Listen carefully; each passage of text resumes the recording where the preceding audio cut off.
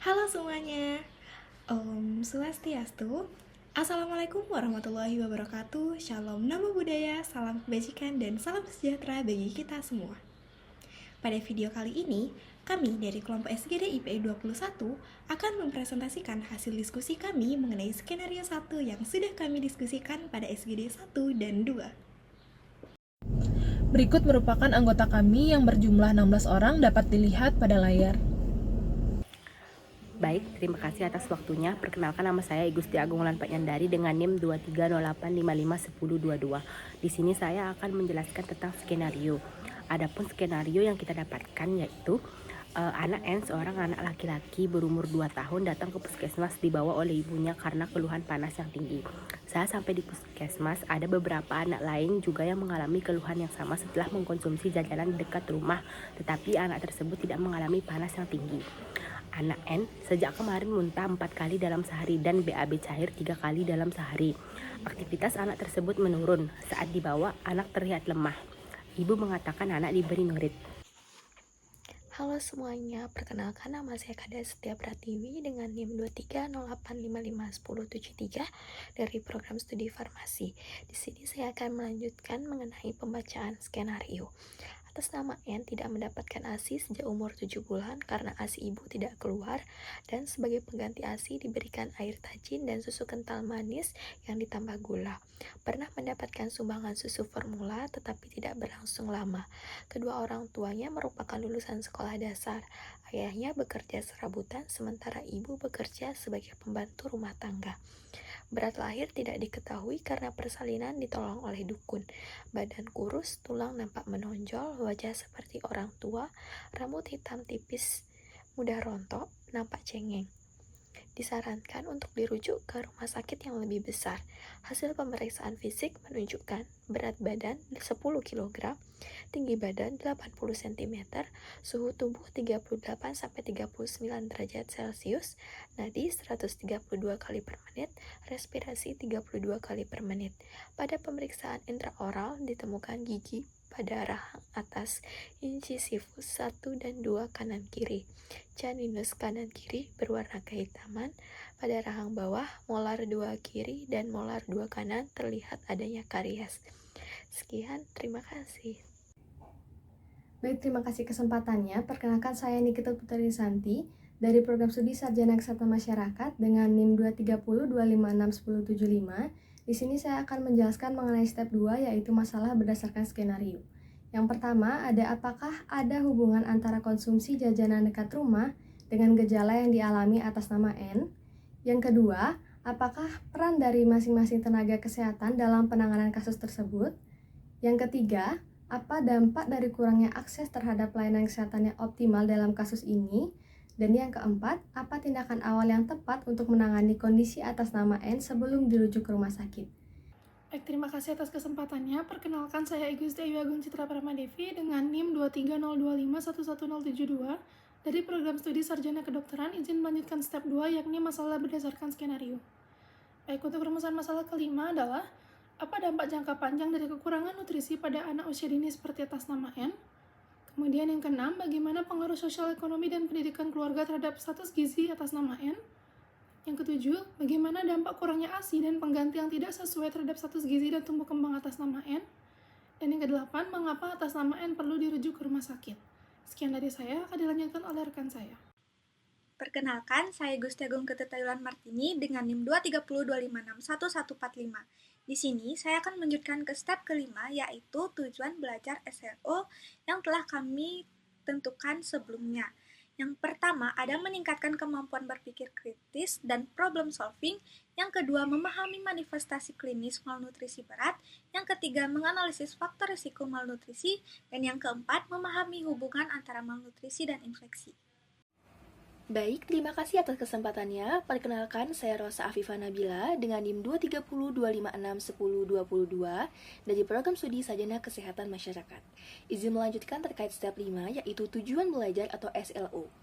Yang kelima adalah memahami indikasi rujukan pada kasus malnutrisi berat. Yang keenam adalah memahami dan menganalisis hubungan psikologis anak. Yang ketujuh adalah memahami intervensi medis untuk menangani masalah pada pasien malnutrisi. Dan yang kedelapan adalah mengidentifikasi interaksi obat, memberikan konseling yang tepat, serta memahami kolaborasi interprofesional guna mencegah komplikasi dan meningkatkan kualitas hidup pasien. Baik, perkenalkan saya Putu Ayurini Sudewi dengan NIM 230251112 dari program studi sarjana kedokteran. Di sini saya akan mempresentasikan pada step 7 yaitu melaporkan sumber dan hasil belajar. Jadi untuk soalnya, apakah ada hubungan antara konsumsi jajanan dekat rumah dengan gejala yang dialami anak N? Jadi jajanan dekat rumah berdampak negatif apabila makanan yang dikonsumsi tidak mengandung nilai gizi yang cukup dan tidak terjamin kebersihan serta keamanannya. Mengkonsumsi jajanan yang tidak baik akan menimbulkan masalah gizi dan akan mengganggu kesehatan anak seperti terserang penyakit saluran pencernaan dan dapat timbul penyakit-penyakit lainnya yang diakibatkan pencemaran bahan kimia. Makanan jajanan berisiko terhadap kesehatan karena penanganannya sering tidak higienis yang memungkinkan makanan jajanan terkontaminasi oleh mikroba beracun maupun penggunaan bahan tambahan pangan atau BTP yang tidak diizinkan. Makanan jajanan mengandung banyak risiko, debu, dan lalat yang hinggap pada makanan yang tidak ditutupi dapat menyebabkan penyakit pada sistem pencernaan. Belum lagi, bila persediaan air terbatas, maka alat-alat yang digunakan seperti sendok, garpu, gelas, dan piring tidak dicuci dengan bersih. Hal ini dapat menyebabkan orang yang mengonsumsinya terserang penyakit terutama pada saluran pencernaan. Mungkin sekian yang dapat saya sampaikan. Terima kasih. Baik, terima kasih atas kesempatannya. Perkenalkan saya Komang Lydia Tirta Paramayani dari PSSK dengan NIM 23025111022. Di sini saya akan menjawab step 7 yaitu dengan pertanyaan, apakah peran dari masing-masing tenaga kesehatan dalam menangani kasus tersebut? Dimulai dari dokter umum. Jadi dokter umum sendiri berperan dalam mendiagnosis dan juga menentukan status gizi dari anak tersebut, kemudian juga melakukan stabilisasi kondisi baik dari dehidrasi dan juga infeksinya, melakukan penata laksanaan awal seperti pemberian cairan rehidrasi dan juga antibiotik, serta melakukan rujukan jika memang diperlukan. Lalu yang kedua adalah perawat.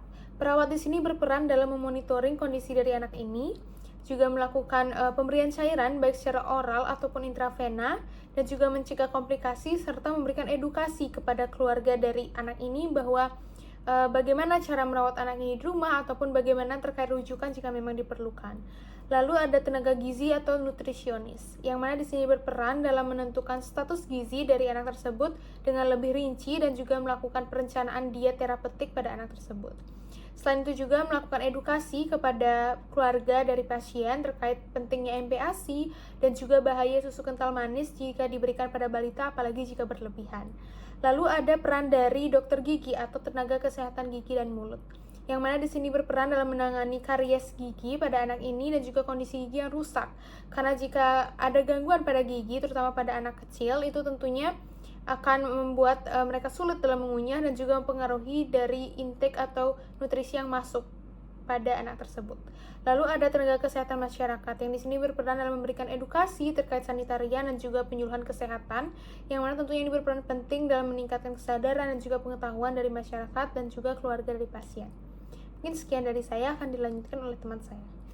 Baik, perkenalkan saya Titi Zakarisa dari program studi PSSK dengan NIM 23025111123. Di sini saya akan menjelaskan mengenai apa dampak dari kurangnya akses terhadap pelayanan kesehatan yang optimal dalam kasus ini.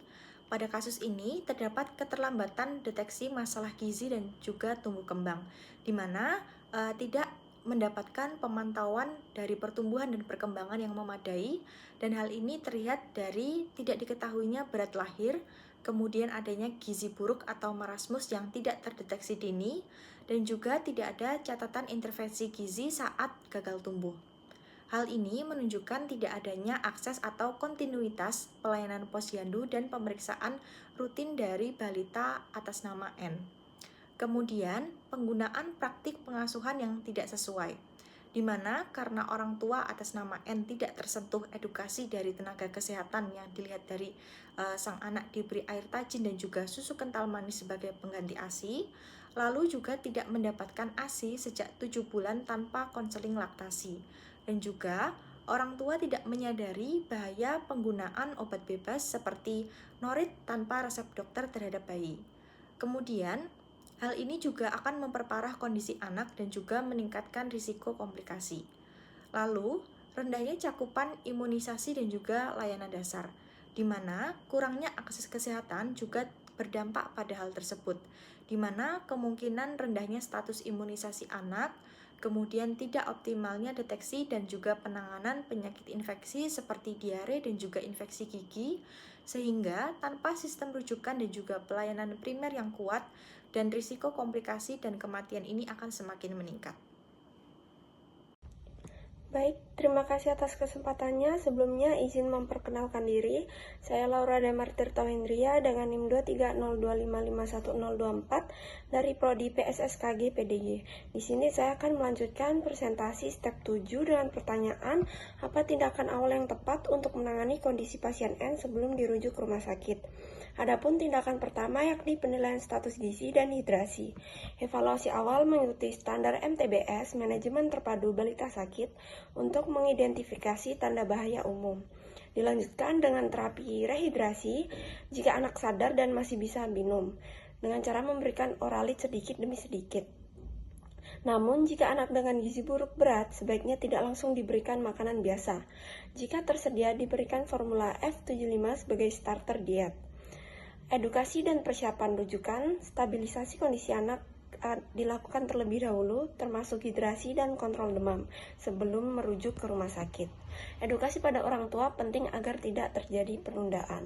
Sekian penjelasan dari saya, selanjutnya akan dilanjutkan oleh rekan yang bertugas. Terima kasih. Baik, terima kasih atas kesempatannya. Sebelumnya, izin memperkenalkan diri. Perkenalkan, nama saya Nuari Ripani dengan NIM 230255186 dari Prodi PSSKG PDK. Di sini saya akan melanjutkan presentasi dari step 7 dengan pertanyaan, apa dampak jangka panjang dari kekurangan nutrisi pada anak usia dini seperti atas nama N. Kekurangan nutrisi pada anak usia dini memiliki dampak jangka panjang yang sangat serius dan luas, mencakup aspek fisik, kognitif, dan kesehatan masa depan. Salah satu konsekuensi yang paling nyata adalah gangguan pertumbuhan fisik, terutama stunting, yang merupakan kondisi di mana anak gagal tumbuh secara optimal sehingga memiliki tinggi badan yang lebih pendek dibandingkan dengan standar usianya. Selain itu, kekurangan nutrisi kronis pada masa awal kehidupan dapat menghambat perkembangan otak secara signifikan.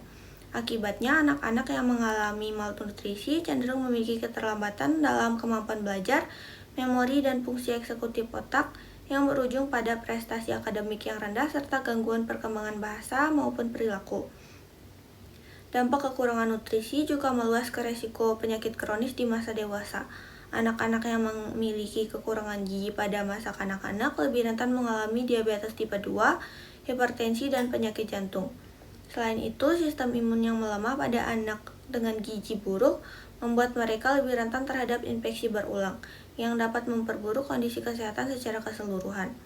Dari sisi psikososial, malnutrisi juga berkontribusi pada gangguan perilaku dan emosional, termasuk kecemasan, depresi, dan rendahnya harga diri.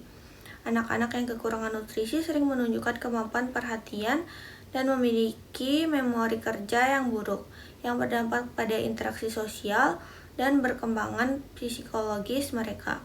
Akhirnya, dampak-dampak tersebut berkontribusi pada penurunan produktivitas ekonomi di masa dewasa, karena individu yang mengalami malnutrisi di masa kecil cenderung memiliki keterbatasan dalam kemampuan kerja dan pendapatan yang lebih rendah. Baik, sekian dari saya. Selanjutnya akan dilanjutkan oleh rekan-rekan lainnya. Terima kasih. Selanjutnya, status sosial ekonomi dan pendidikan keluarga sangat mempengaruhi status gizi anak. Anak dari keluarga dengan sosial ekonomi yang rendah memiliki risiko 43 kali lebih besar mengalami gizi kurang dibandingkan keluarga mampu. Tingkat pendidikan orang tua, khususnya ibu, turut menentukan pola asuh dan pengetahuan gizi yang berdampak pada kesehatan anak. Selain itu, keterbatasan akses terhadap pelayanan kesehatan dan informasi gizi pada keluarga miskin ini memperburuk kondisi gizi pada anak. Baik, perkenalkan saya Kiesha Bigal Telma Siregar dengan NIM 23025111177. Izin melanjutkan terkait step yang ketujuh atau melaporkan sumber dan hasil belajar, di mana terdapat pertanyaan bagaimana dampak kurangnya ASI dan pengganti yang tidak sesuai terhadap status gizi dan tumbuh kembang anak N. Jadi, kurangnya ASI eksklusif pada anak N berkontribusi besar terhadap status gizi buruk dan rentan infeksi karena pengganti ASI yang diberikan tidak memenuhi kebutuhan nutrisi dan tidak mengandung antibodi seperti ASI. Anak dengan status gizi buruk lebih mudah mengalami infeksi berulang yang memperparah kondisi dan menghambat tumbuh kembang fisik maupun kognitif. Pendidikan dan pekerjaan orang tua yang rendah juga berpengaruh terhadap pemahaman dan kemampuan memenuhi kebutuhan gizi anak. Dari kasus anak N menggambarkan dampak nyata kurangnya ASI eksklusif dan pengganti yang tidak sesuai, yaitu resiko tinggi gizi kurang, gangguan tumbuh kembang, dan kerentanan terhadap infeksi berat yang memerlukan penanganan intensif di rumah sakit. Baik, sekian dari pembahasan dari pertanyaan yang saya jabarkan. Untuk selanjutnya saya kembalikan ke teman saya. Terima kasih. Kondisi atas nama N kemungkinan besar adalah marasmus, yakni kekurangan gizi berat akibat asupan kalori dan protein kronis yang tidak adekuat. Hal tersebut diperkuat oleh riwayat pemberian makanan yang tidak tepat seperti air tajin dan susu kental manis, serta kondisi sosioekonomi keluarga. Tanda-tanda klinis seperti badan kurus, wajah seperti orang tua, dan rambut rontok sesuai yang dijelaskan dalam buku dengan judul Marasmus dari National Library of Medicine. Keluhan panas tinggi, muntah, dan diare menunjukkan adanya infeksi yang umum terjadi dan lebih berat pada anak dengan malnutrisi karena sistem imun yang terganggu. Seperti yang dijelaskan dalam literatur mengenai penanganan malnutrisi berat oleh WHO. Dehidrasi akibat muntah dan diare juga menjadi perhatian utama. Rujukan ke rumah sakit lebih besar diperlukan karena kondisi gizi buruk berat atau marasmus, memerlukan penanganan multidisiplin dan fasilitas yang lebih lengkap untuk mengatasi potensi komplikasi, seperti infeksi berat, dehidrasi, dan gangguan elektrolit yang sering dibahas dalam panduan klinis dan studi kasus di jurnal-jurnal medis. Selain itu, pemeriksaan lebih lanjut dan intervensi gizi terstruktur dapat diberikan secara optimal di rumah sakit. Kondisi karies gigi yang parah, yang mungkin terkait dengan pola makan tinggi gula, juga memerlukan penanganan yang lebih spesifik. Baik, itu dia pemaparan dari kelompok kami. Apabila terdapat kekurangan dan kesalahan baik yang disengaja maupun tidak disengaja, kami memohon maaf sebesar-besarnya dan saya tutup dengan para Santi, Om Santi Santi Santi Om.